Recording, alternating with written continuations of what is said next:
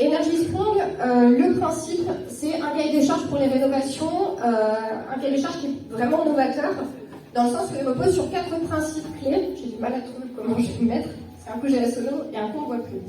Alors, les 4 principes, on a le niveau énergie égale 0, avec une garantie sur 30 ans, une garantie de performance. La garantie de performance, c'est un sujet qui est très fort dans le sens où ça a tendance à faire peur. Et justement, Franck il vous en parlera tout à l'heure avec le projet qui a été retenu dans le cadre de Massy Réno. La rénovation en site occupé et en temps court. Energy Strong, c'est une démarche qui est un peu challengeante dans le sens où, forcément, dans la méthode, il faut être en capacité de bien intégrer l'usager et de rénover en site occupé, ce qui fait que la plupart des solutions proposent des rénovations type ITE. Vous verrez tout à l'heure avec les maquettes et les différents prototypes. Il faut que tout de même la rénovation soit attractive et confortable et belle pour l'usager. Il y a tout de même des notions de confort, de bien-être de l'usager intégrées et également tout ce qui touche un petit peu plus au suivi des données du particulier. Normalement, on avait un autre intervenant, c'était un groupement qui était représenté par Social Hall, qui a développé une méthode avec un certain nombre de partenaires, justement pour accompagner les usagers et pour bien suivre des données. Malheureusement, il a dû se décommander. Ces données restent toutefois tout à fait disponibles et on peut également vous les partager. Dernier point, c'est un équilibre économique sans subvention à terme. L'objectif, c'est bien d'avoir une baisse des coûts et une mobilisation des revenus additionnels au loyer et une qualité de rénovation optimale.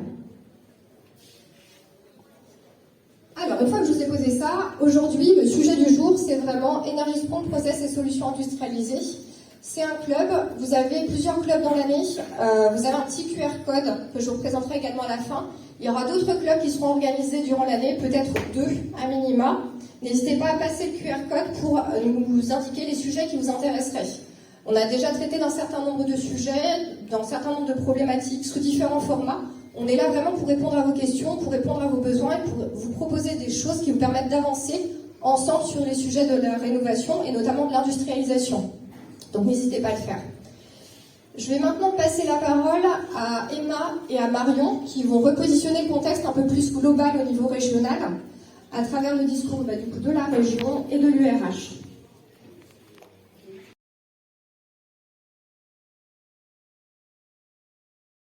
Donc moi je représente l'Union régionale pour l'habitat Hauts-de-France. Concrètement l'Union régionale pour l'habitat c'est 56 adhérents. Nos seuls adhérents sont les bailleurs sociaux de la région Hauts-de-France.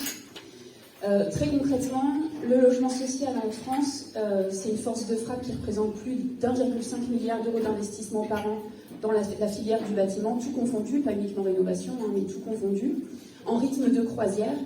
Aujourd'hui, on a des enjeux de rénovation qui sont colossaux. Je vais juste me permettre de reciter très rapidement les enjeux liés à la loi climat et résilience, puisque d'ici 2034, le secteur du logement social devra rénover ce qu'on estime à quasiment 170 000 logements en étiquette ESG d'ici 2034 en région France. Je vous laisse faire la petite règle de 3 sur ce que ça représente en termes de niveau d'investissement et en termes de rythme annuel de rénovation. Donc clairement, quand on voit aujourd'hui les difficultés qui sont rencontrées sur le terrain pour répondre à ces enjeux de rénovation, appel d'offres infructueux, difficulté de trouver les modèles économiques qui vont bien, il y a vraiment un enjeu de dialogue très fort entre nos différentes institutions, à l'échelle régionale, entre le monde de l'entreprise, le monde institutionnel, le monde des financeurs, le monde des maîtres d'ouvrage. Et donc je suis ravie d'être ici aujourd'hui pour pouvoir présenter le secteur du logement social. Très concrètement, il y a 2 étages à la fusée. Il y a la loi climat et résilience dont je viens de parler, qui est un peu l'urgence du moment, où aujourd'hui les stratégies patrimoniales des bailleurs sont re-questionnées selon différentes stratégies et différents modes opératoires. L'industrialisation en est un, ça ne sera jamais l'unique, ça ne sera jamais le seul, mais c'est un sujet sur lequel les bailleurs et les partenaires régionaux souhaitent que nous travaillions. Donc voilà, on est sur un sujet sur lequel on essaie de trouver le modèle économique qui va bien, de lancer des expérimentations, de tester opérationnellement avec Gireo par exemple, à l'appui de l'expérience qu'ont développé les pionniers au niveau national qui étaient en région à l'époque. Et donc le 2e étage de la fusée, ce sera l'atteinte des objectifs de la stratégie nationale bas carbone, puisqu'il va nous falloir aller vite d'une part, mais il va nous falloir aussi aller bien pour ne pas avoir à réintervenir sur le parc d'ici 20 ou 30 ans pour atteindre les objectifs à 2050 de la stratégie nationale bas carbone qui nous fixe des objectifs très ambitieux de neutralité carbone du parc. Donc voilà, bon, on m'a donné 5 minutes, l'exercice est à la fois facile et difficile, je ne vais pas en dire beaucoup plus, je vais laisser la parole à Marion, mais en tout cas, voilà, l'industrialisation peut être une des clés. Je pense que la véritable clé de réussite, ce sera le dialogue et la capacité collective à développer des solutions techniques, opérationnelles, mais également systémiques, organisationnelles pour trouver la solution dans les Hauts-de-France, avec les acteurs des Hauts-de-France, voilà. Et donc, je suis ravie de pouvoir, après 2 ans de travail collectif sur cette dynamique régionale, introduire aujourd'hui le premier club bailleur et d'entreprise. Voilà, donc je laisse la parole à Marion. Merci beaucoup pour votre investissement à tous et bonne réunion. Donc merci pour cet accueil, Doris, et merci à toutes les équipes. Donc je me présente, je suis Marion Lumel, je suis responsable de projet à la direction de la 3e révolution industrielle à la région. Donc moi je vais prendre juste un petit peu de recul pour vous expliquer dans quel cadre on est avec la région, avec REV3. En fait, REV3, c'est un modèle de transition que porte la région. Notre objectif, c'est de devenir leader en matière de transition énergétique, économique, sociétale.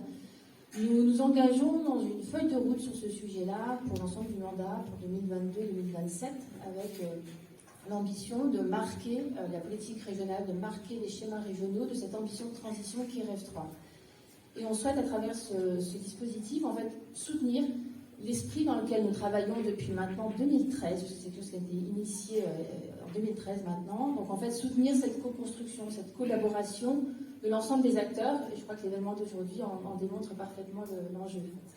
Donc pourquoi le sujet d'aujourd'hui en lien avec REV3 ?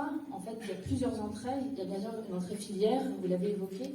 En fait, notre objectif, c'est bien de travailler avec les entreprises, avec l'offre, sur les solutions que vous apportez, sur la recherche, sur le développement.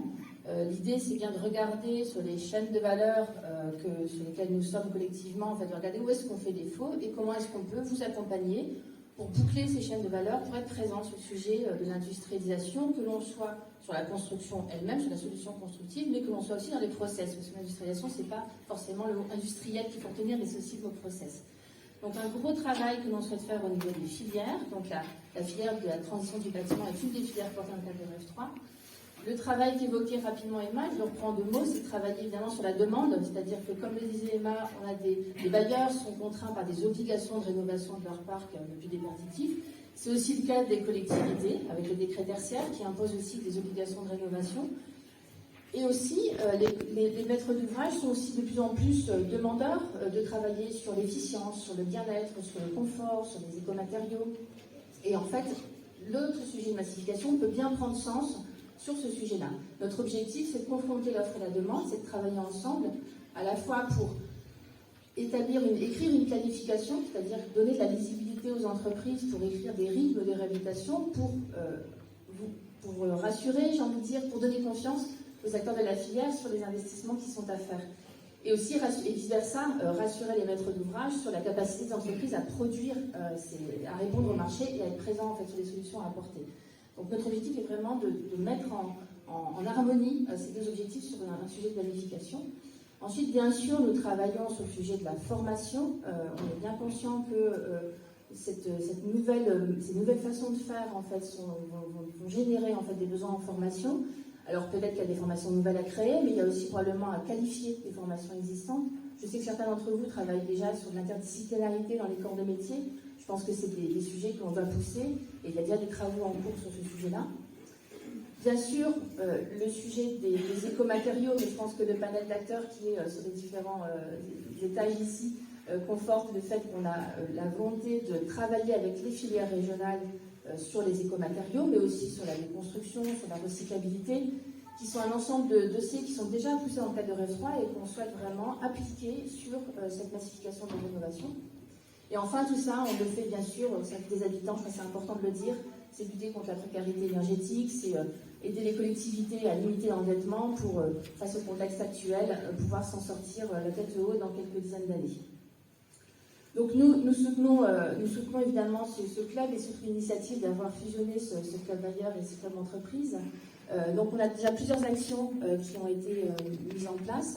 notamment un appel à projet qui a été lancé en fin d'année dernière et dont les résultats seront donnés, en tout cas seront décidés aujourd'hui à la région, puisque j'excuse Frédéric Motte qui est présent en séance plénière pour notamment valider cette feuille de route Rêve 3 et valider ses lauréats. Donc il ne pourra pas être présent.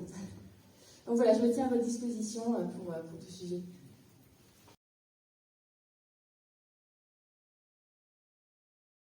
Développé en équipe pour ce concours innovation. On est parti d'un constat, le fait que depuis des années on réhabilite, on construit en structure bois, mais finalement ça reste des opérations assez manuelles, même si assistées par la commande numérique.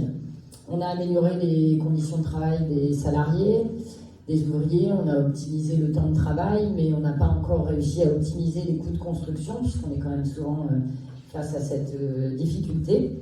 Donc on a réfléchi à un système, désolé du coup le visuel est assez clair, mais qui répond à la problématique du carbone, donc en visant le zéro déchet, puisque c'est un système qui est calibré sur les dimensions standards, vous allez le voir, et qui est entièrement démontable. Donc en fin de vie, on peut récupérer, dissocier les éléments et les recycler, ou les réemployer. Des isolants biosourcés, bien sûr, insufflés dans les éléments que je vais vous présenter. Et c'est bien le système industriel qui permet d'optimiser le temps de chantier et de maîtriser les coûts et aussi la performance, puisqu'on a le contrôle qualité de l'usine dans ce système.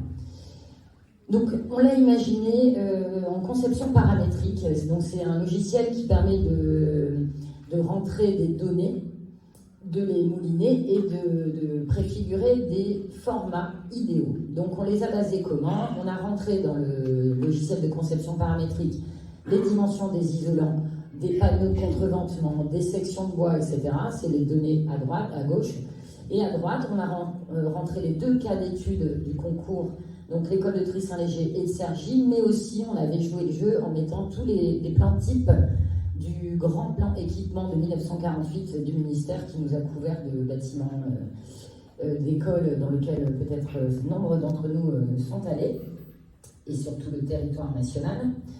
Et donc de cette conception paramétrique est née une combinaison, de plusieurs combinaisons. On a retenu une combinaison de 3 éléments qu'on va standardiser et industrialiser et qui permettent de couvrir 80% de la façade.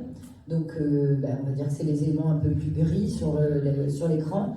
Donc, on a 80% des façades qui sont directement, qui viennent directement d'usines dans des modules standardisés et fabriqués sur une ligne de production. On estime à la production à 200 mètres carrés d'éléments par ligne et par jour de production.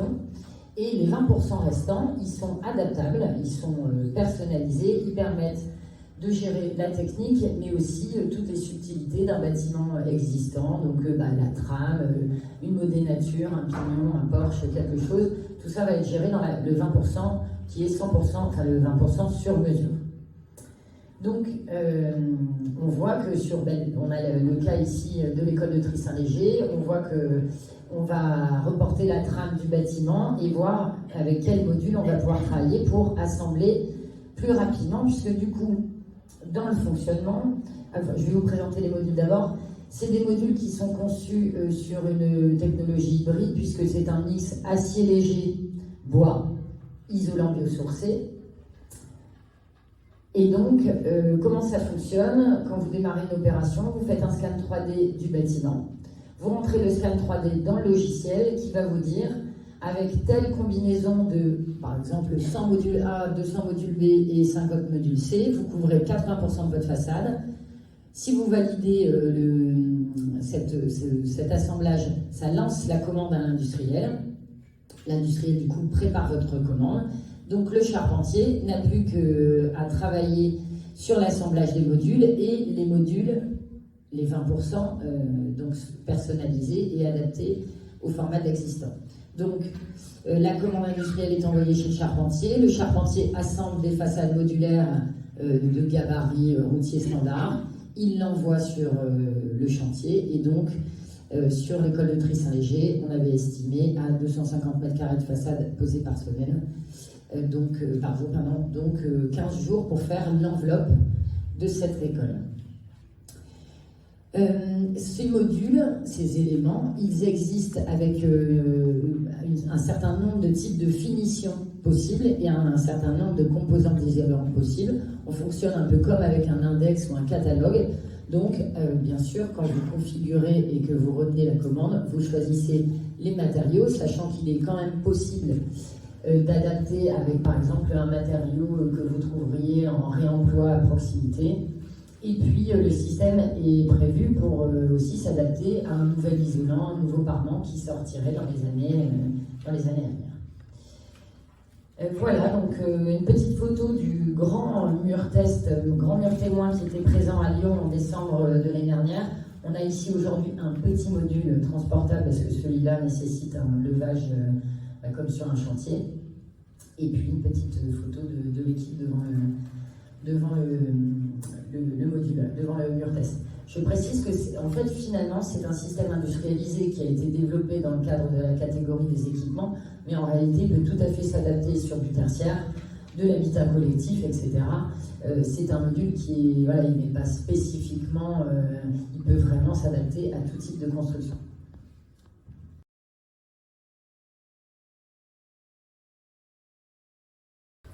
Bonjour à tous. La solution qu'on a développée, c'était une approche d'isolation passive des bâtiments. Le concours Énergie Strong se veut E égale 0 avec une garantie de performance sur 30 ans. Et c'était l'approche de dire on a une contrainte, nous, avec la construction paille, c'est qu'on a une épaisseur qui est prédéfinie. Alors ça évolue de ce côté-là, mais aujourd'hui, les murs font au minimum une quarantaine de centimètres. Et du coup, c'était tirer parti de cette contrainte des 40 cm, c'est-à-dire on a une enveloppe qui va être de fait performant. Donc autant l'optimiser au maximum et d'en tirer profit, parce que là on était sur du logement. Donc il faut se dire qu'on va apporter une façade d'une quarantaine de centimètres en plus du logement existant. Donc on a fait de cette contrainte une opportunité pour intégrer un certain nombre de choses directement dans la solution. Donc la maquette, alors vous ne la verrez pas, malheureusement aujourd'hui on a eu des petits soucis de logistique, donc on a fait un modèle réduit qui est exposé dans Bâticité. Mais du coup l'idée, on le voit là sur la photo de droite, on a intégré dans la paroi toutes les gaines de ventilation et la VMC. Ce qui fait que, en gros, on n'a pas de module extérieur, on n'a pas d'intervention à faire non plus à l'intérieur du bâtiment, tout est intégré dans la façade.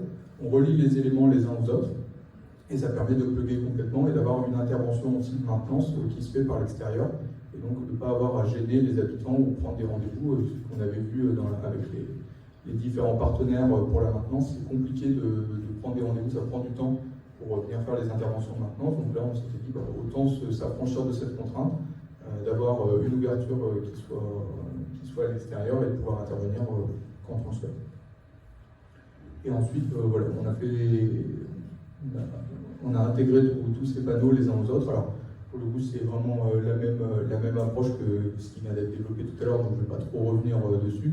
Mais l'idée, c'est vraiment d'avoir des modules préfabriqués à peu près standardisés, et ensuite de venir à la marge pour adapter des mini-modules par rapport aux contraintes du bâtiment. Mais d'avoir une standardisation la plus efficace possible, parce que c'est ça qui permet l'industrialisation. Et du coup qui permet aussi des rendements de production et de pose qui sont importants.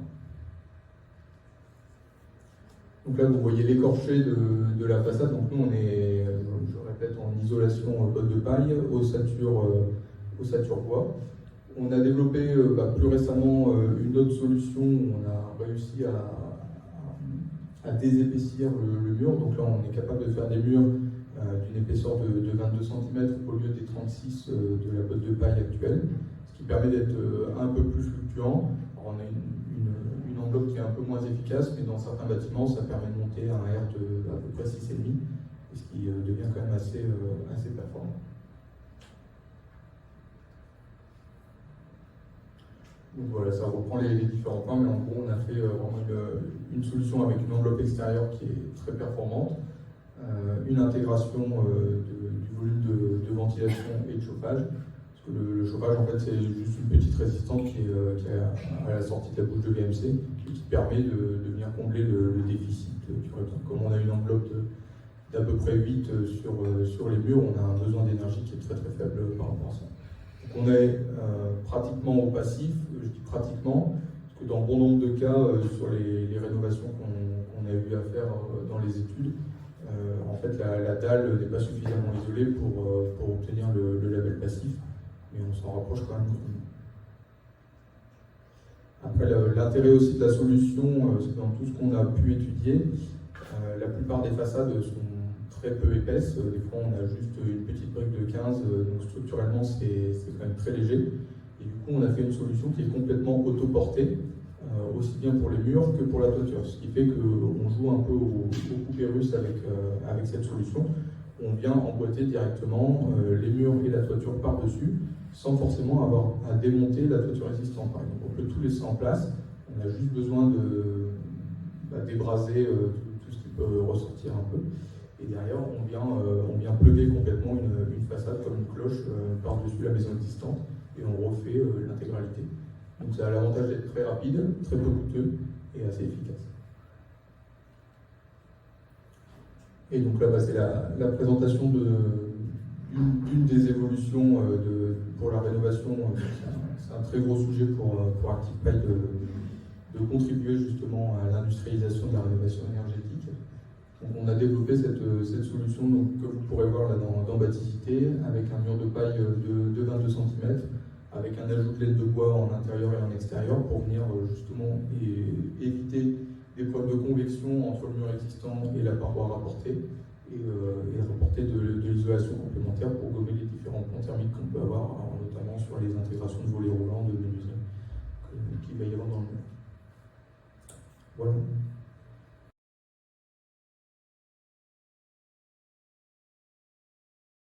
Est essentiellement basé sur la qualité de l'air intérieur, qui malheureusement est d'actualité aujourd'hui, mais sur laquelle on travaille depuis un peu plus de 20 ans, notamment donc dans des bâtiments spéciaux comme les EHPAD par exemple, mais également pour les écoles maternelles qui ont un niveau de sensibilité à la qualité d'air bien évidemment, auquel il faut pouvoir répondre.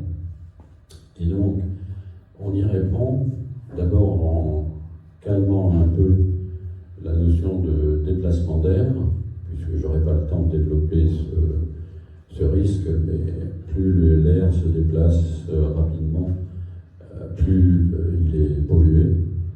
Et donc, remplacer cette ventilation mécanique par la ventilation naturelle, que j'ai appris après 10 ans d'Afrique, eh bien, permet effectivement de se trouver à l'opposé des fonctionnements actuels, à savoir que l'on fonctionne donc à 2 pascal de déplacement d'air. Grosso modo, on divise par 10 les pressions actuelles, quoi. Et donc, à partir du moment où on se met au niveau de tous les éléments naturels qui nous entourent, alors, eh bien, on adopte une spirale vertueuse, parce qu'en prenant comme fil rouge, effectivement, la qualité de l'air, en fait, on répond à 4 autres domaines. Le premier, celui, bien évidemment, de l'énergétique, du renouvellement d'air, puisque on fonctionne en extraction naturelle, en utilisant donc à la fois, bien sûr, le tirage thermique, auquel on ajoute l'effet Venturi donc 1780, et l'ensemble nous permet d'assurer et de répondre, bien évidemment, au débit réglementaire. Ça, c'était le premier élément. Le deuxième, c'est celui de l'énergétique en ce qui concerne la capacité de répondre à l'énergie disponible. Celle de la notion de capacité des façades à être respirantes. C'est-à-dire il faut arrêter de vouloir arrêter effectivement les énergies qui nous tendent les bras, parce que vous savez comme moi que bien sûr le double vitrage, le triple vitrage, enfin voilà, je m'arrête là, ne permet pas effectivement lorsqu'on a une énergie extérieure de l'absorber, quoi. Donc on va changer complètement à 180 degrés la notion de respirer à partir du moment où on a l'énergie disponible à l'extérieur. Et donc, j'ai parlé de l'Afrique tout à l'heure, et ben c'est en Afrique que j'ai appris que pour résister effectivement aux fortes chaleurs, dont il est question en fait en ce moment, et ben le principe est très simple, on fonctionne en pariétodynamique. Alors je vais tout de suite expliquer. C'est quoi? Ben, c'est de diviser le problème par deux. C'est simple, hein. En fait, avoir deux murs entre lesquels donc on fait transiter l'air qui de temps en temps est chaud, de temps en temps est frais. Et ben, on l'applique donc aux éléments où on a la marge la plus importante, ce sont les vitrages. Hein. Dans un bilan thermique, bien sûr, on perd toujours les calories par les vitrages. Ben non, là on va inverser.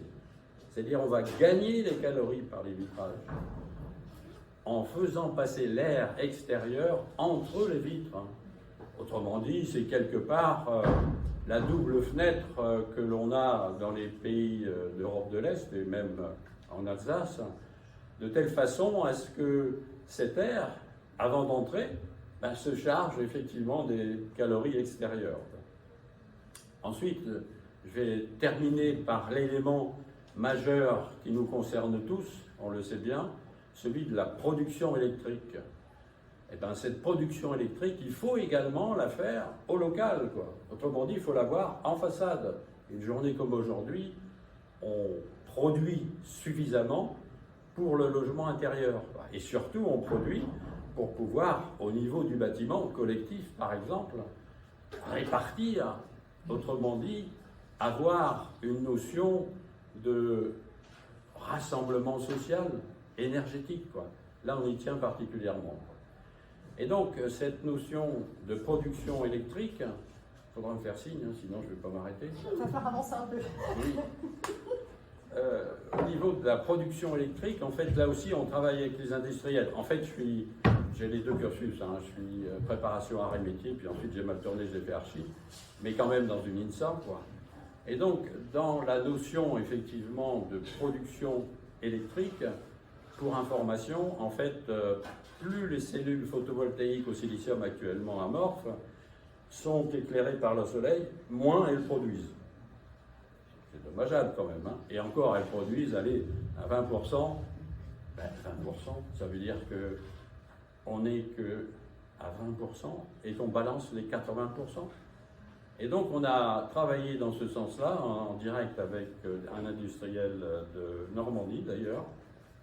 Et le principe, en fait, c'est de garder les cellules photovoltaïques en ventilant le dos de ces cellules pour qu'elles restent effectivement à température normale, quoi. Voilà.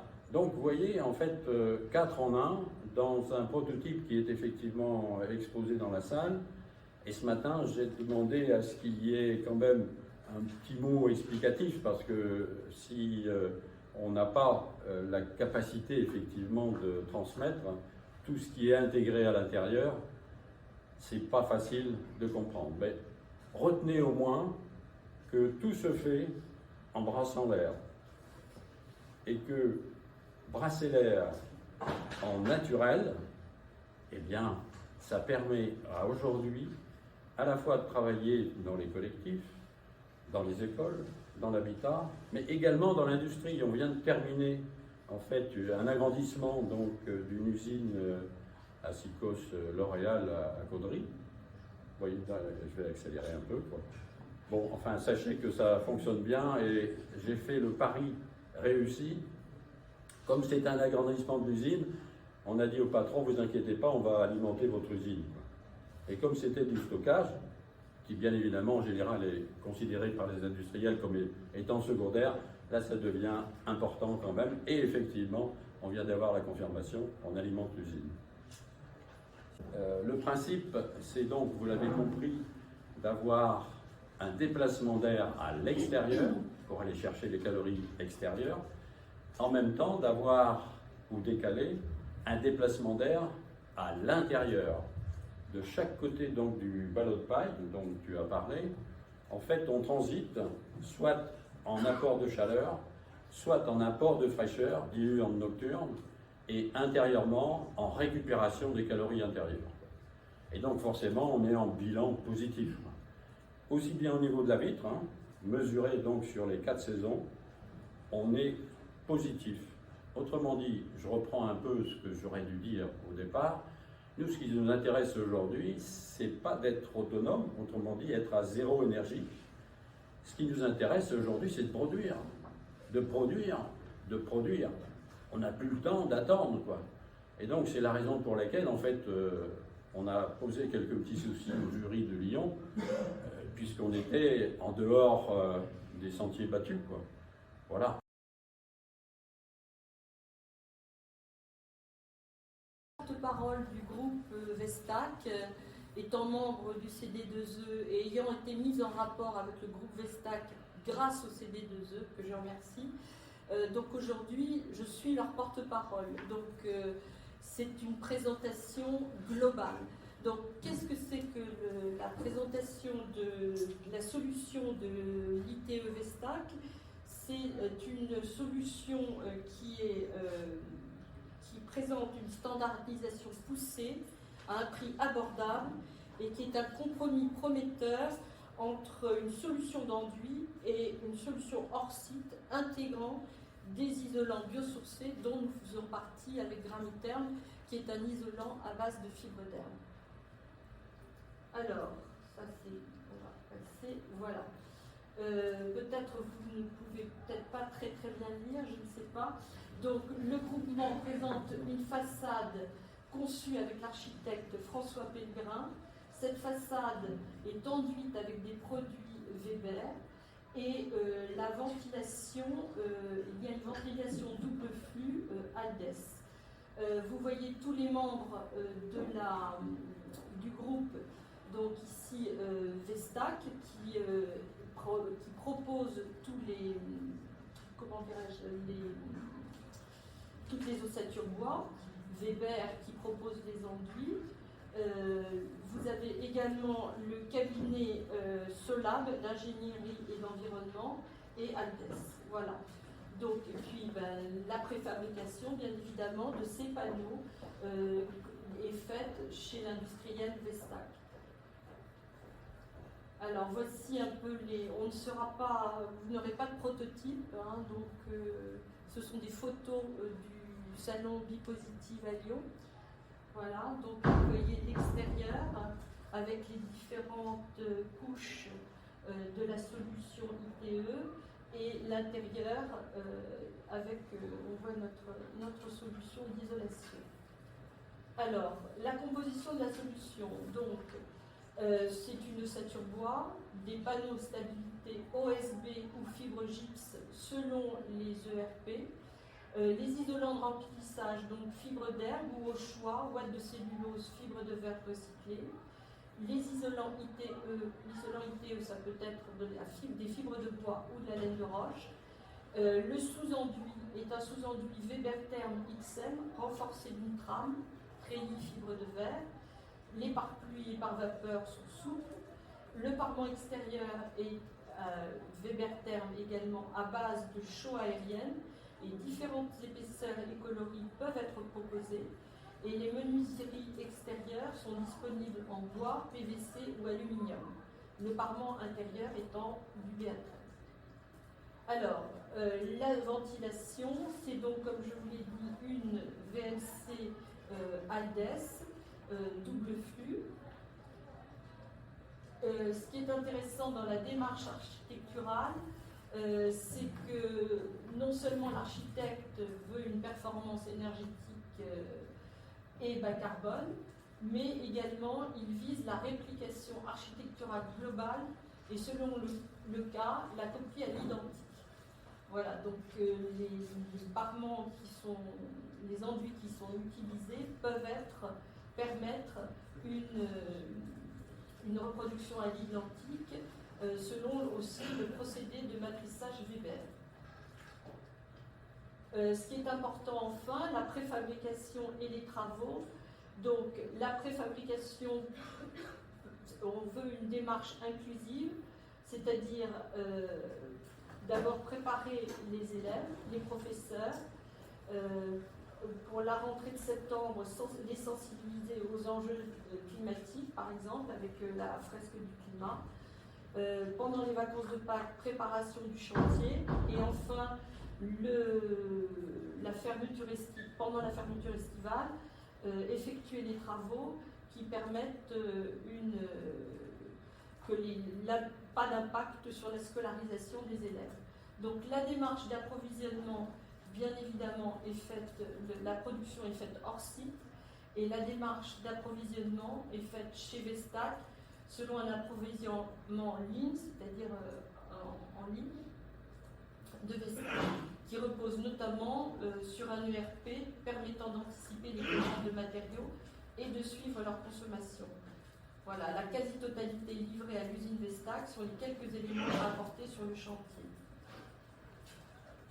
Voilà.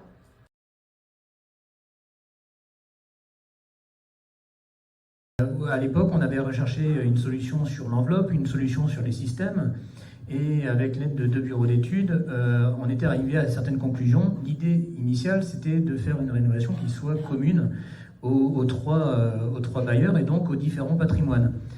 Difficile de trouver une solution commune, mais c'était l'objectif.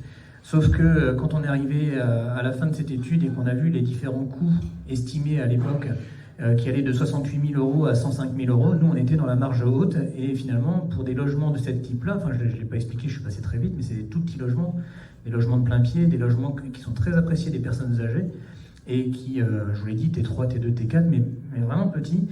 Finalement le montant qui était estimé était beaucoup trop lourd pour ces logements et pour les habitants qui les occupaient. Donc on s'est retiré du projet à l'époque en se disant non, finalement on l'a étudié, mais Énergie-Sponde pour nous c'est pas possible. Et on est parti sur quelque chose de plus pragmatique grâce à l'appel à projet Massy-Reno qui est sorti à peu près à la même époque. Massy-Reno, c'est illisible j'imagine pour ceux du fond, je vous le résume rapidement, il y a un objectif de performance à 60 kWh, donc on n'est pas au zéro d'Énergie-Sponde, on est à quelque chose de plus pragmatique. Il y a, de la même manière que dans Énergie-Sponde, un plan de mesure et de vérification avec une garantie de performance sur 30 ans. Donc l'entreprise qui va faire les travaux s'engage sur cette performance sur la durée, au travers d'un plan de mesure et de vérification, je viens de vous le dire. L'idée, c'est d'avoir une technique qui soit industrialisée et qu'on puisse massifier. L'emploi de matériaux bas carbone était recommandé et nous, on est parti dans cette direction-là. Et en complément de l'ensemble de ces solutions, il y avait une sensibilisation des habitants qui était également prévue. Et donc, nous avons lancé à cette époque-là, finalement, une étude complémentaire, et on est parti sur un marché global de performance énergétique au travers de la conception-réalisation. 3 candidats au final retenus, et je vous ai mis la réponse tout de suite. On est parti en fin 2021 avec le groupement Bouygues Bâtiment Nord-Est, donc il y a pas mal de monde dedans, dans Blo. On est parti sur un montant global de quand même de 88 millions pour près de 1500 logements au global. Alors, je vous explique pourquoi 1500 logements. En réalité, c'est le nombre de logements qu'on a identifiés, mais tous ont des petites différences. C'est-à-dire que par le passé, quand on relouait ces logements, on s'est retrouvé quelquefois devoir remettre un peu d'isolant pour améliorer le confort des habitants, mais c'est très disparate, c'est très variable d'une typologie à l'autre, d'une cité à une autre. Ce qui fait que dans le cadre de Massy-Reno, on s'est dit aussi, on n'arrivera jamais à candidater avec 1500 logements, soyons plus pragmatiques, et donc on a découpé notre patrimoine de 1412 Calmuba en 3 catégories. Ceux qu'on a appelés Massy-Reno, qui ont fait l'objet de la réponse à l'appel à projet. Les Massy-Reno, c'est ceux sur lesquels nous avions estimé qu'il y avait tout à refaire. Il n'y avait pas d'isolant, c'était vraiment les plus déperditifs. Il y avait des logements à l'inverse qui avaient déjà fait l'objet de rénovation, donc on les a appelés GR. L'idée étant d'avoir un traitement homogène de la cité, donc je veux dire, pour caricaturer, c'est un peu de l'esthétique. Mais pour avoir une uniformisation du traitement de la cité. Et entre les deux, on a ce qu'on a appelé des GR-BBC, c'est-à-dire qu'il y avait déjà un petit peu d'isolant, mais pas suffisamment. Donc on appliquait le même concept constructif, enfin rénovation, que sur les autres logements, mais avec un peu moins d'isolant et avec avec un objectif plus restreint en termes de performance, c'est-à-dire sur la garantie de performance. Là où sur les Massy Rénaux, on est allé sur la garantie de performance à 30 ans, sur les GRBBC, on n'y est pas allé. C'est ce qui est noté en bas et qui est, encore une fois, illisible pour vous. Mais on va rentrer dans le détail. Avant ça, 1412 logements, ils sont répartis sur 12, c'est noté ensuite, voilà, sur 14 communes et sur l'ensemble du bassin minier. L'exercice qui a été compliqué pour nous, ça a été aussi de phaser, de voir quels sont les logements applicables, pas applicables, de faire en sorte que les travaux, on ne demande pas finalement au groupement d'intervenir là, puis repartir, puis revenir après pour faire les GR ou les GRBC. Donc il a fallu faire un jeu de tonquin qui était très compliqué pour comme ça être là aussi pragmatique, de faire en sorte qu'on n'oblige pas l'entreprise à faire des allers-retours inutiles et coûteux. Donc, vous avez vu très rapidement au début le visuel des logements. Le choix qui a été fait par le groupement Bouygues, qui a été retenu, c'est de conserver l'histoire. On a beau ne pas être en patrimoine classé UNESCO comme le reste de notre patrimoine en briques, il y avait une volonté quand même de conserver l'histoire de ces logements. Donc le traitement est très semblable, ressemble beaucoup à l'allure initiale des Camus. Au niveau programme de travaux pour ceux qui sont Massy Rénaux, à l'origine, le groupement avait répondu avec donc des caissons bois, un peu comme ça a été présenté juste auparavant, des caissons bois. À l'origine, c'était avec de la ouate de cellulose. Là, ils sont en train de revoir leur copie sur l'isolant, sur l'écomatériau qui va servir d'isolant. Porte d'entrée aluminium. On a un changement. Il faut savoir que sur notre patrimoine, on est à 99,9% sur du chauffage gaz. Là, pour une fois, on va passer en PAC. PAC RO, on va changer quelques radiateurs, on va mettre un thermostat, on va partir en VMC simple flux autoréglable, ce qui n'est pas le cas forcément de tous les logements.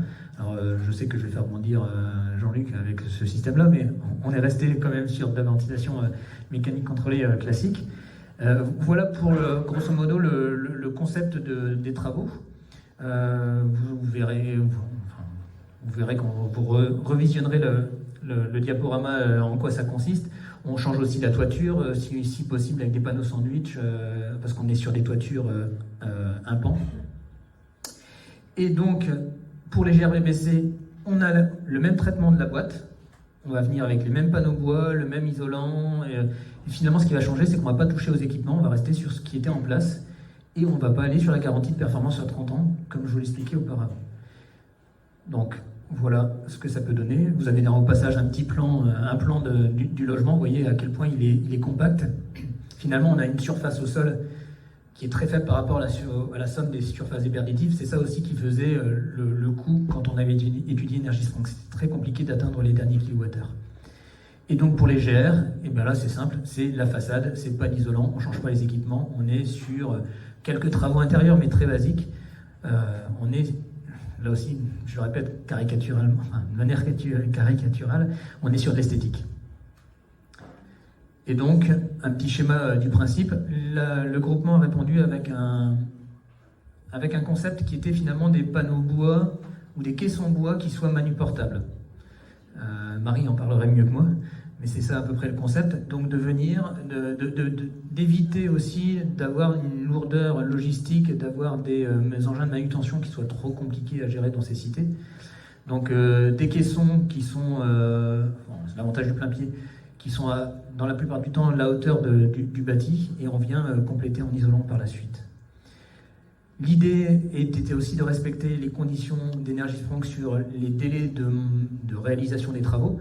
Donc la réduction des nuisances pour les habitants fait qu'on est sur 2 séquences d'intervention. On a des interventions extérieures, je ne l'ai pas précisé, mais donc on est bien en intervention en milieu occupé. On ne fait pas d'opération tiroir. Donc une semaine pour traiter l'isolation, la boîte, le bâti, en intervenant par l'extérieur, et une semaine ensuite pour les équipements intérieurs et les quelques petits travaux, reprise sécurité électrique, ce genre de choses. Ce qui fait qu'à l'heure actuelle, je fais très vite, je suis désolé, à l'heure actuelle, sur ce premier semestre de 2022, on était en phase d'études, de diagnostic et de conception aussi de 2 logements témoins qui vont être réalisés très prochainement, et ça commence à la fin du mois, si je ne dis pas de bêtises, à Lens et à Saint-Lenoble. 2 logements témoins de manière à montrer ce que ça rend au final. Et à partir de septembre, on va lancer vraiment la phase exé pour les 1412 logements. On a une obligation avec Massy Rénov' de finir les logements de la catégorie Massy Rénov' avant fin 2024, si je ne dis pas de bêtises. Donc ça va être un rythme très soutenu. On va être à peu près à 15 livraisons par semaine à partir de la rentrée scolaire. Et donc 16 jours de travaux par logement. Et j'ai fini. J'ai fait très vite, je suis désolé. Merci Franck. Pareil, peut-être.